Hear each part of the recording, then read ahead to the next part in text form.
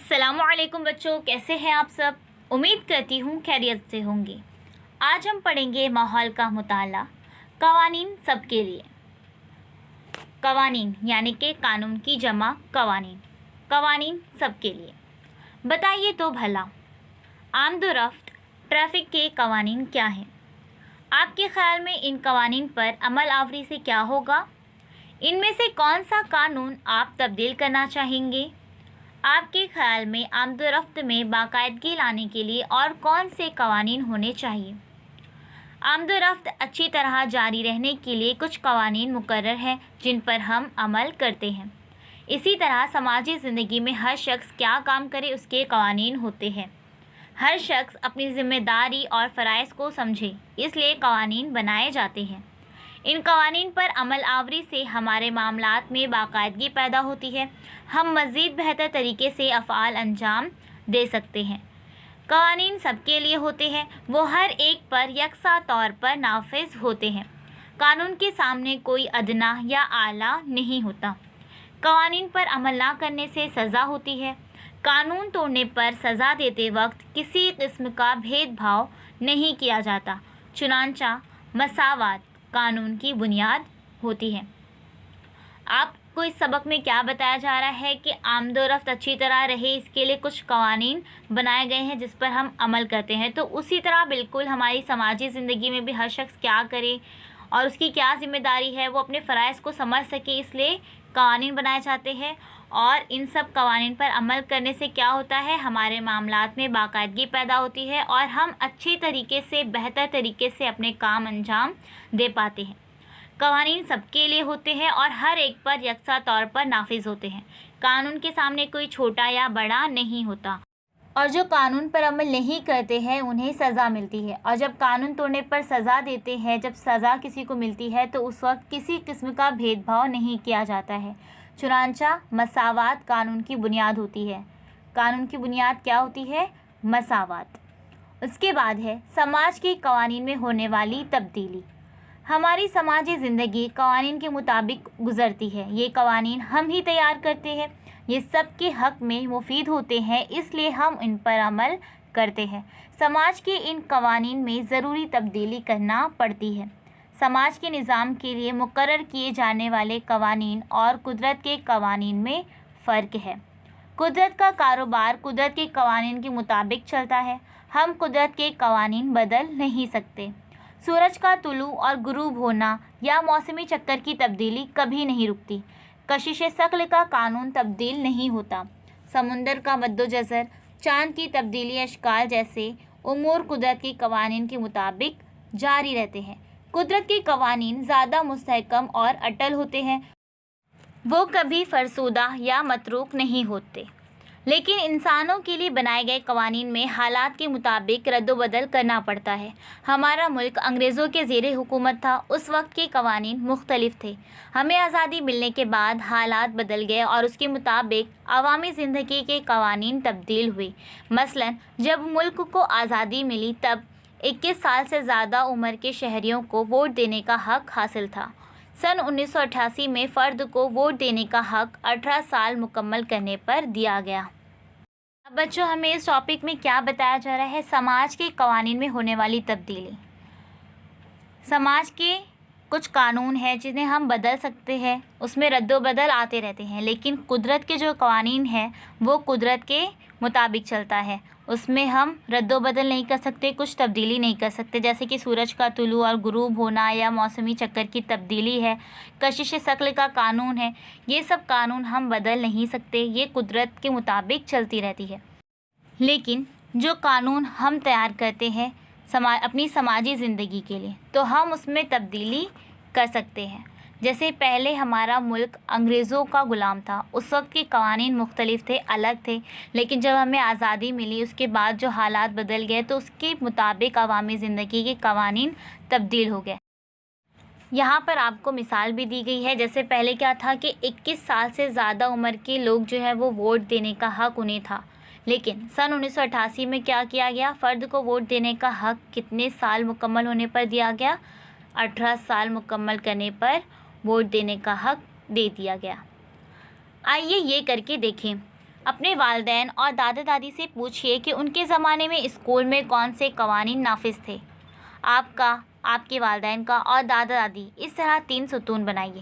تینوں ستونوں میں اسکول سے متعلق قوانین کے بارے میں معلومات لکھ کر ان کا موازنہ کیجیے۔ کون سے قوانین بدل چکے ہیں اور کون سے قوانین تبدیل نہیں ہوئے، اس بارے میں گفتگو کیجیے۔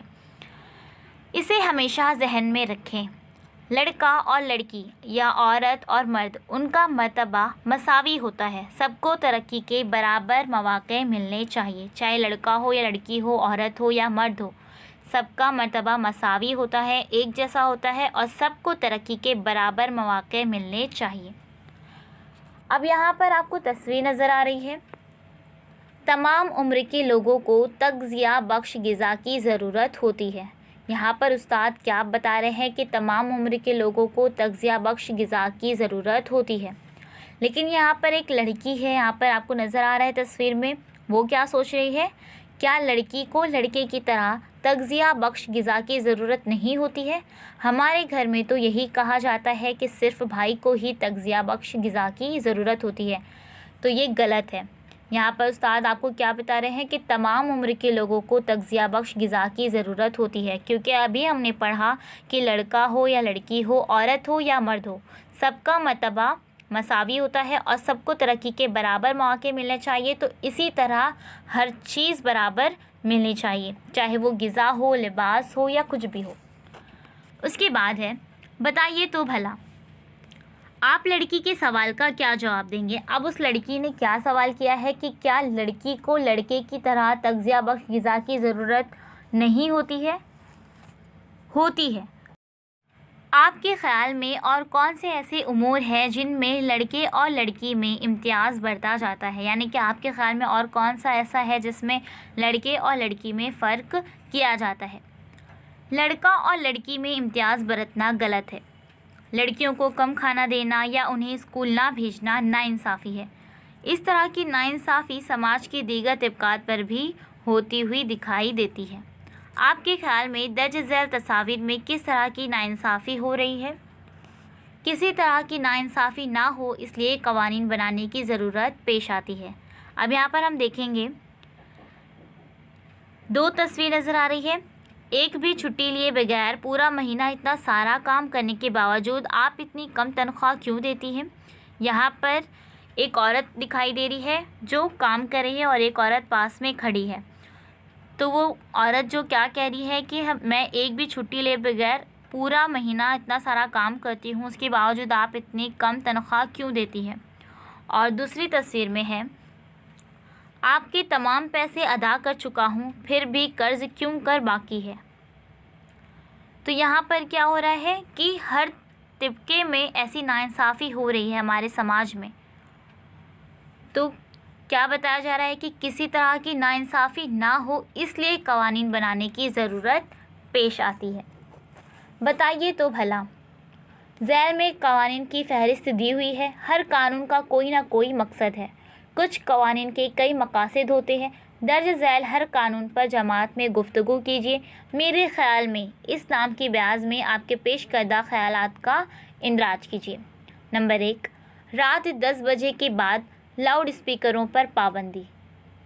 سب سے پہلا کیا ہے یہاں پر؟ رات 10 بجے کے بعد لاؤڈ اسپیکروں پر پابندی ہے۔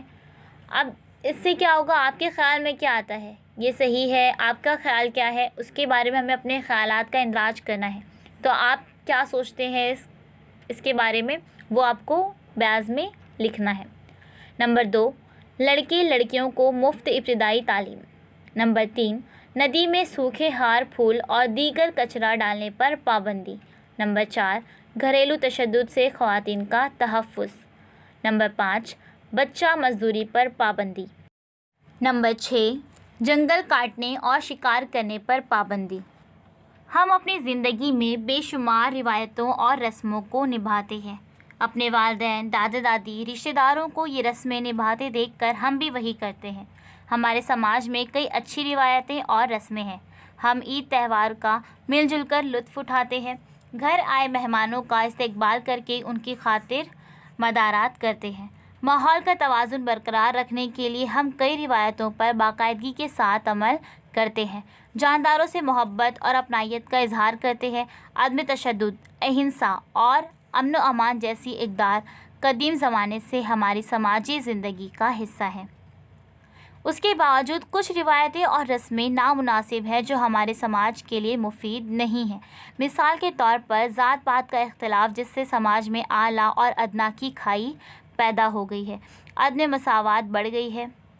چھوت چھات غیر انسانی اور ظالمانہ رسم تھی۔ آزاد ہندوستان کے دستور نے چھوت چھات کی رسم کو ختم کر دیا۔